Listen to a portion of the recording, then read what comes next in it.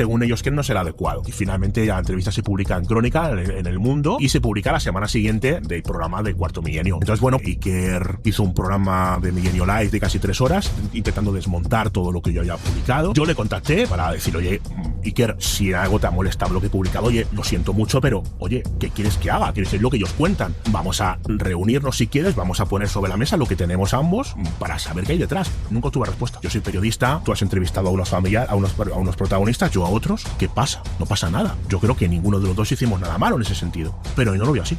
Decidí que quería dedicarme en gran parte a temas de misterio a raíz de el referente de Iker Jiménez. Sí, le conocí y colaboré con él en un libro suyo, Encuentros, y bueno, ya la reacción era muy buena hasta que tuvimos nuestra polémica pública con el caso Vallecas. Yo llevaba varios meses detrás de una nueva versión de la historia que yo desconocía y que daba el traste con parte de la historia, con dos de los hermanos protagonistas de esta familia, con Max y con Ricardo. Finalmente ellos deciden hablar a raíz de que el tratamiento que se da en Cuarto Milenio de la historia del caso Vallecas, según ellos, que no será adecuado. 20 años.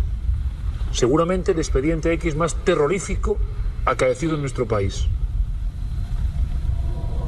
Esta noche, y de forma excepcional, Cuarto Milenio va a estar en esta vivienda, en el madrileño barrio de Vallecas, en tiempo real. Vamos a investigar, vamos a ver qué ocurre. Les adelanto una cosa importante, en mi opinión humilde, histórica. La Policía Nacional reflejó en un informe oficial una serie de fenómenos que calificó de todo punto inexplicables. En unos minutos, el inspector jefe, José Pedro Negri, que estuvo allí, que vivió los hechos, algunos de ellos cambiaron su vida, nos lo va a contar todo. Por primera vez en un plató de televisión, un miembro de la Policía Nacional habla de esta manera, de esta forma, con esta rotundidad. Y una sola cosa más, por favor, y no es ningún truco fácil televisivo. Yo pienso que este caso en concreto, el expediente Vallecas, irradia, rezuma una serie de oscuridades, de negruras que pueden perturbar, sinceramente lo pienso así, la sensibilidad de algunos espectadores. Sé que este programa muchas veces lo ven menores y personas muy sugestionables. Si es su caso, prefiero que apague el receptor, y lo digo de corazón. Muchas veces me han preguntado si hay algún caso que me dé realmente miedo, terror. Este es uno de ellos, vamos a entrar a fondo en él y por eso hago esta advertencia. Comienza nuestra investigación. Comienza Cuarto Milenio, especial Dossier Vallecas.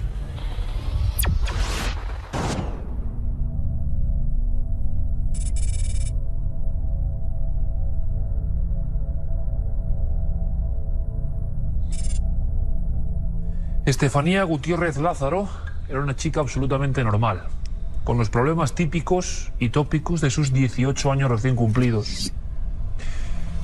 Se le ocurrió a ella o a algunas amigas, nunca se sabrá, hacer la Ouija, el célebre juego del supuesto contacto a través de una tabla, en el baño del instituto, donde cursaba sus estudios.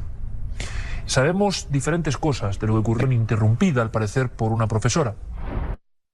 Como, lo siento, lo digo.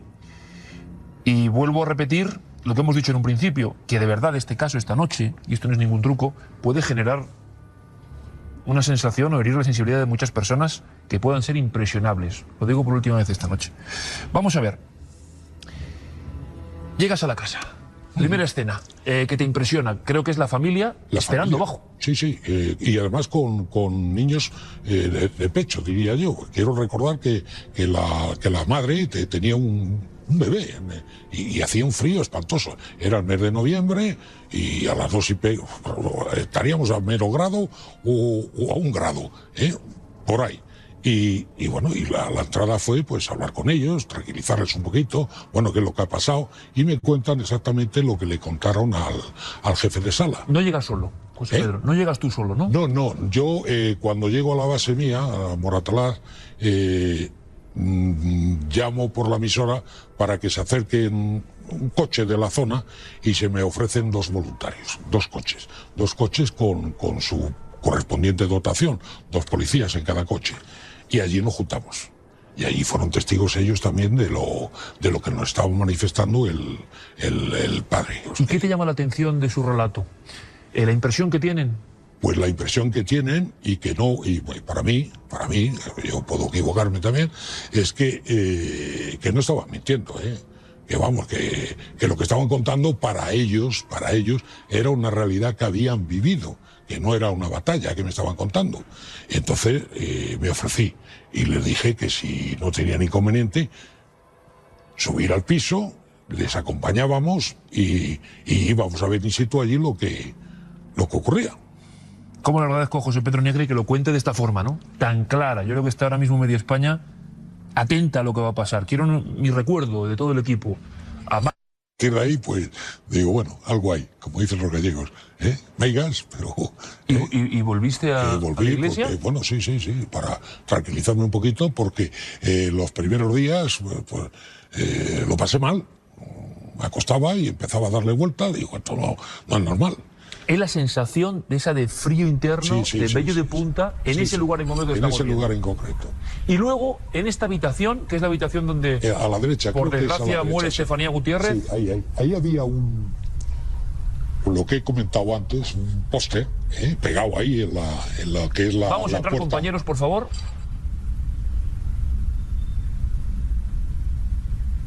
Aquí estaba un crucifijo de madera que habían colocado a la familia en esta zona. Y había un póster. Y cuando yo salgo a ver el cuarto de baño, me dice el padre, dice, mire lo que ha pasado. Y efectivamente, lo vi. Lo que pasa es que no lo oí. Yo oí el sonido de atrás, de ese. Y a lo mejor en ese momento se hizo eso. Pero estaba como una garra en lo que era el póster. Era una marca diabólica, diría yo. Bueno, esto ya son imaginación mía. 70 años que comandantes, por ejemplo, de la Gendarmería, de la Guardia Civil francesa, no solo dieron la cara, sino que escribieron, el comandante Tissanet, 3 libros dedicados a las investigaciones de la Gendarmería francesa sobre casas encantadas, contando en algunos casos episodios muy parecidos a este, con agresiones físicas e incluso con alguna muerte. Hacemos el camino inverso. José Manuel Nieves, ¿tu opinión? Mi opinión es que no le quito ni una coma al valor del testimonio del inspector, pero tanto en la consulta previa que hicimos del informe que se redactó en aquel momento, como el propio testimonio del inspector, a mí me dejan dudas, me dejan lagunas. Hay cosas que no entiendo. A la hora de la verdad, lo más espectacular de todo lo que se dice en el informe no son cosas que los policías hayan presenciado, sino cosas que les han contado. Y si tenemos que ver exactamente lo que han visto una puerta de un aparador abrirse, han escuchado un ruido en una terraza y han visto una marca en un póster que... punto, no hay nada más. ¿Y el crucifijo? Y el crucifijo dado la vuelta. No hay nada más. Es decir, esas cosas yo creo que se pueden explicar de otras formas. Perfecto, y ahora intentaremos explicarlas o darles el misterio que tienen. Aquí siempre el debate es frontal, pero con una misión evidente, que ustedes saquen sus conclusiones, esa es la clave. Santiago Vázquez. Me parece de una valentía enorme. Creo que es un testimonio muy valioso. Y sobre todo remarcar algo que es muy importante, y es que no hay nada como vivir un fenómeno paranormal en primera persona para pasar de un escepticismo radical a una credulidad máxima. Una conversión inmediata, ¿no? Por algo que no... Bueno. Es decir, una persona no empieza a creer en esta fenomenología si no ha presenciado realmente algo auténtico y que le ha impactado en lo más hondo de su psiquismo. ¿Y qué opinión tendrá nuestro amigo Manuel Martín Loeches? Pues te lo digo rápido, estoy de acuerdo en que es un valiente porque él ha contado algo que él cree fehacientemente y que está en contra de lo que la gente normalmente suele opinar y le puede tildar de loco o de extraño o de lo que sea. Pero en toda su manifestación, todo lo que él ha dicho y todo lo que conozco del caso, no hay nada que no se pueda explicar, según mi punto de vista, por cuestiones como la sugestión, la empatía y tantas otras cosas que ocurren en la mente humana. Incluso el hecho de que el inspector haya estado tan convencido de lo que él está diciendo. Qué interesante. Así que si os parece, y a diferencia de otros momentos en que habitualmente nuestro querido Enrique suele comentar la idea más o menos misteriosa y se entra en debate, a mí me gustaría, como ha sido evidente el testimonio de José Pedro Negri, que sea precisamente Manuel Martín Loeches el que lance la primera carta, si os parece, y entramos al debate. ¿Por qué todo su gestión? Todo puede ser su gestión, o por lo menos las declaraciones del inspector. porque evidentemente una persona que llega pues a esas horas de la noche en un día frío donde le han contado una serie de cosas, llega a un lugar, porque parece ser que no se encontraba en la casa, sino en la calle, ¿no? Donde las personas que se encuentran presentan cara de miedo, seguramente. Esa impresión... ¿Un miedo real? Un miedo real, con toda seguridad, aunque los fenómenos ni sean reales o hayan sido producidos por algún miembro de la familia o algunos miembros de la familia, deliberada o inconscientemente, que esa es un poco mi hipótesis, ¿no? Perfecto, me encantaría conocerlo. La cuestión es que quien llega y ve unas personas con caras de estar muertos de miedo de toda una familia, es muy fácil que se contagie. Es decir, hay muchos experimentos en neurociencia que demuestran que incluso sin ser conscientes de ver una cara de miedo, nuestro cerebro siente el miedo cuando ve una cara de miedo de forma inconsciente. Es decir, el sujeto no sabe que ha visto esa cara, pero las zonas del cerebro que tienen que ver con sentir el miedo se activan. ¿Me quieres decir que, por ejemplo, tú, José Manuel, en ese momento, por mucha mente científica que tengáis, también sentiríais el miedo? El miedo es que todo el mundo puede entrar en esa esfera. El miedo es un sentimiento contagioso que sabes muy bien que si se infunde en una masa de gente se convierte en pánico y en una cosa tremenda. Pero además, ¿quieres añadir algo más a lo que estabas diciendo? Sigue. Es que hay otra cosa que ya no estamos en la calle, vámonos a la casa. A mí me ha sorprendido mucho que suben 4 policías, se abre la puerta de un aparador y se marchan 3. Así, de golpe, a la primera. Mire, absolutamente me parece, y se lo digo desde el respeto, pero me parece absolutamente inconsistente que esté intentando explicar una serie de fenomenología paranormal auténtica que presenciaron muchísimas personas, entre ellos grandes investigadores de este país. Santiago, a mí no me consta que lo presenciaron. A usted no le consta porque no estuvo en esa casa. La vez anterior me dabas de tú y ahora pero, de usted. sin embargo, esos nombres de oro de la parapsicología sí que pudieron constatar fenómenos. No solamente investigadores, sino periodistas, por ejemplo, y otro tipo de personas. La propia familia, una familia que llama a la policía, hay fenómenos visuales, hay fenómenos sonoros y de movimiento. Hay fenómenos de fobia religiosa, y ahora se los voy a contar. No, si me... Santiago, bueno, de Cristo, Santiago, Santiago, hay más. Santiago, Hay fenómenos de agresividad, hacia los hijos. Como tú ahora mismo. Hacia los hijos. En este mismo es programa. Que lo que no puedo permitir, Santiago, es que un caso como es este, que es un clásico en España y que hemos tenido un testimonio de un señor inspector de policía.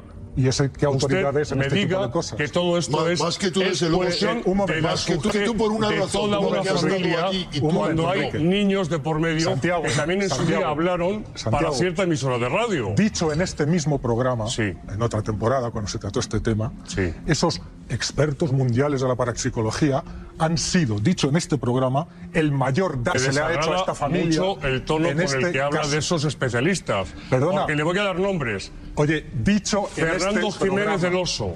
Dicho en este programa del Oso. Por el propio Iker Jiménez, mírate las grabaciones. Investigando. Esto, el caso de esta familia, dicho en este programa, se empezó a estropear y a complicar y a tener una serie de problemas para la familia que nunca había tenido cuando se empezó a meter toda esta gente. ¿De quién me está hablando? ¿De quién me está hablando? Señor Nieves, pregúntale a Iker.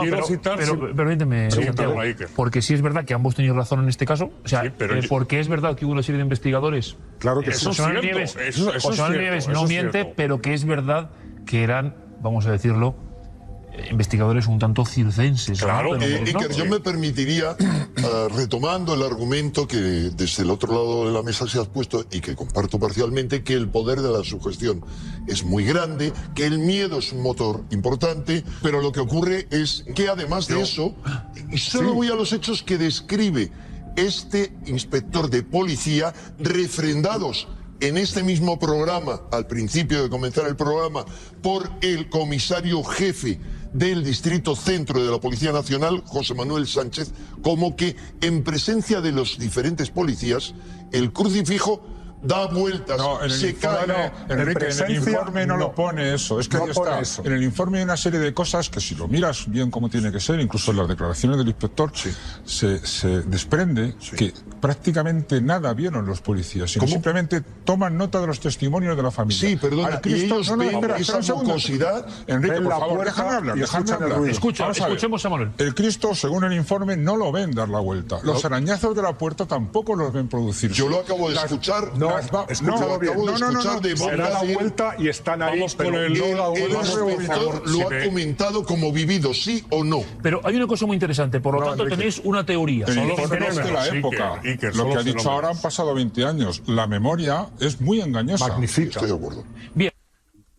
Bueno, a ver, son muchas preguntas en una y cada una de ellas requiere de una respuesta importante, pero voy a tratar de resumir, ¿vale? Te escuchamos. Primero me preguntabas por la importancia capital, ¿no? De ese parte de incidencias policial que se hace mediático y que es lo que lanza al estrellato popular el conocido como caso Vallecas, que hasta ese momento pues había sido un poltergeist o un aparente poltergeist que tiene lugar después o tiempo después del fallecimiento de una chica adolescente de la propia familia.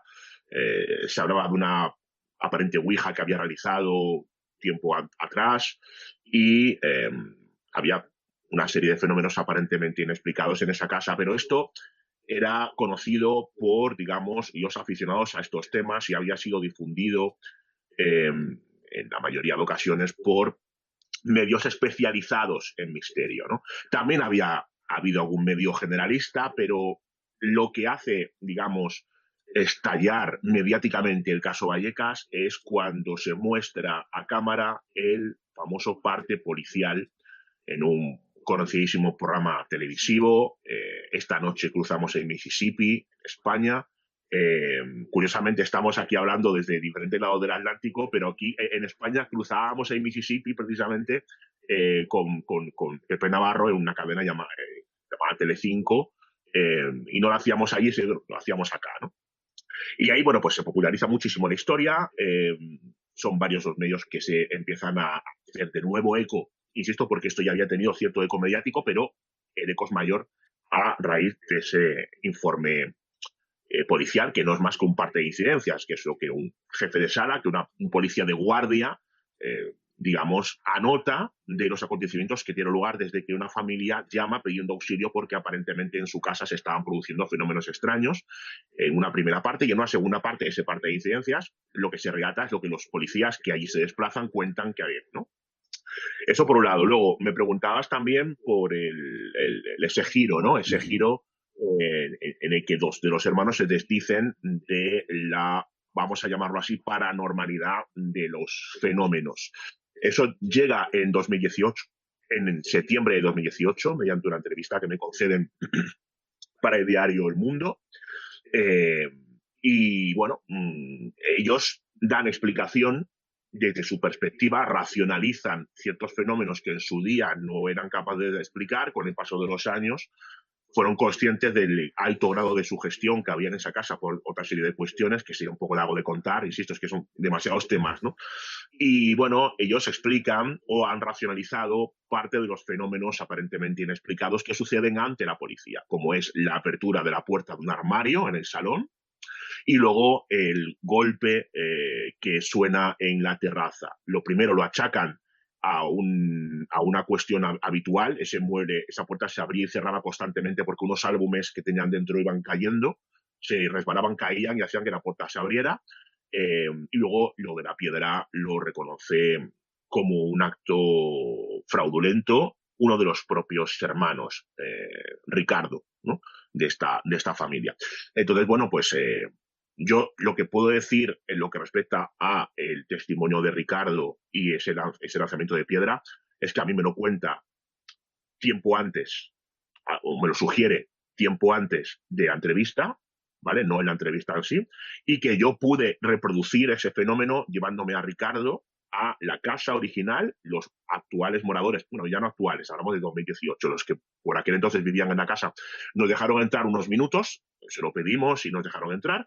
Y yo con Ricardo me fui al salón y él me dijo, mira, David, así lo hice. Se posicionó delante de una ventana y me explicó cómo había hecho ese fenómeno que, según él cuenta, había sido, bueno, pues propiciado o auspiciado por alguien de la familia que le pide que haga ese o reproduzca fraudulentamente ese fenómeno para aprovechar la visita policial y que aquello tuviera más visos de credibilidad. Esto es lo que cuenta, insisto, uno de los hermanos, tanto en la entrevista que le hago en Crónica al Mundo como en la serie Expediente Vallecas, ¿no? Y luego me preguntabas por cómo me afectó, bueno, sí, a ver, pues obviamente yo pensaba que no todos, pero sí parte de los fenómenos aparentemente paranormales que habían tenido lugar en esa casa de Vallecas, en este madrileño barrio español, consideraba que podían ser realmente inexplicados, ¿no? Que no inexplicable, porque lo inexplicable significa que no solamente no tiene una explicación a día de hoy, sino que jamás lo tendrá, y esto me parece tan osado como falaz, ¿no? Inexplicadas porque y nunca mejor dicho, porque en ese momento no lo eran, hasta que, oh sorpresa, terminan siéndolo por la confesión de alguno de ellos, ¿no? Luego Maxi da más detalles a este respecto de ciertas cosas que hacían, lo cuenta en la serie, ¿vale? Un poco en la línea de lo que, hasta cierto punto, de lo que contaba Ricardo. ¿Y cómo me afectó? Bueno, pues a mí, yo, al pensar que parte de esos fenómenos eran extraños y recibir digamos, este pelotazo informativo, pero bastante triste, pues hombre, ¿qué te voy a contar? Pues me fastidió en lo que respecta a la fenomenología del caso, puesto que yo, insisto, pensaba que había ciertos fenómenos que no tenían explicación, ¿no? Pero bueno, yo soy periodista y hay que contarlo todo. Igual que cuento que hay ciertos fenómenos que aparentemente no tienen explicación, cuando parece que lo tienen también hay que contarlo, ¿no? Y pues ahí está esa entrevista.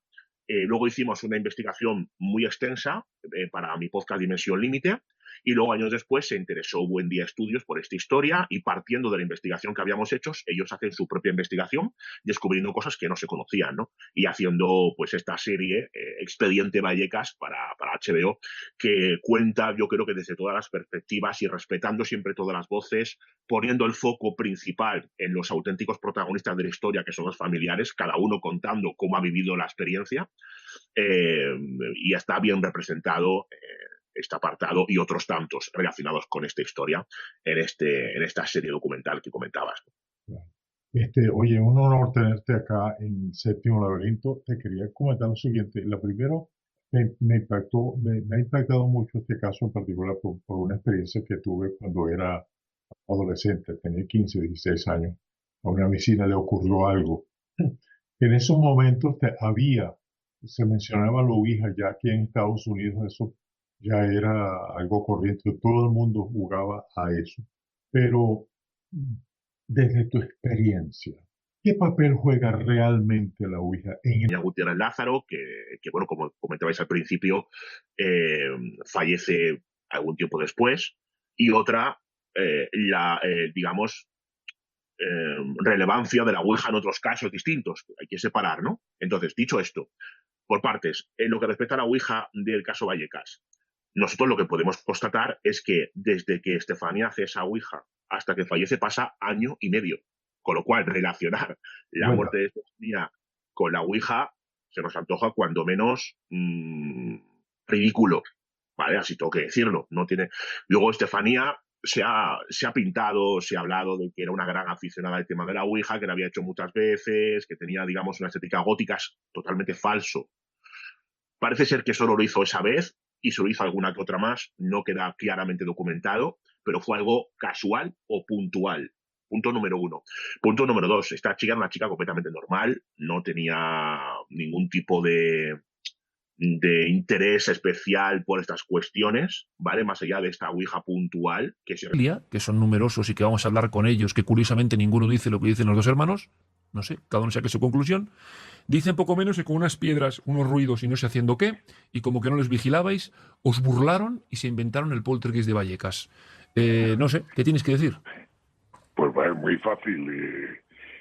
Yo que estuve allí y la memoria no me falla hasta ese punto, te puedo decir que no hay, que no entiendo lo que dice este señor, porque no parece que el tema de la ubicuidad en esa persona no existe. Dice que estaba con nosotros en la habitación.